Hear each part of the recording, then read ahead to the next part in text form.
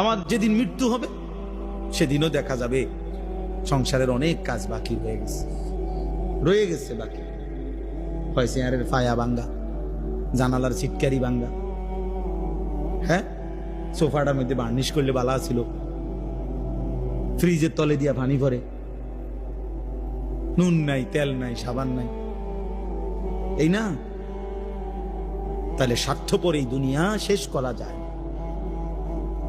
দুনিয়ার প্রয়োজন শেষ হয় না বন্ধু। এই বিদেশ প্রবাসী, আহা কি পরিমাণ মায়া লাগে। 12 ঘন্টা ডিউটি করে আবার আরো 6 ঘন্টা আরেক কোম্পানির স্যার কি করে 18 ঘন্টা, কেউ কেউ আর থাকে 6 ঘন্টা। এই 6 ঘন্টার মধ্যে বিশ্রাম কখন? নিজের জামাগুলা নিজে ধোয়, নিজের রান্নাটা নিজে করে। প্রবাসীগুলো বিদেশে থাকে যে, আমি তো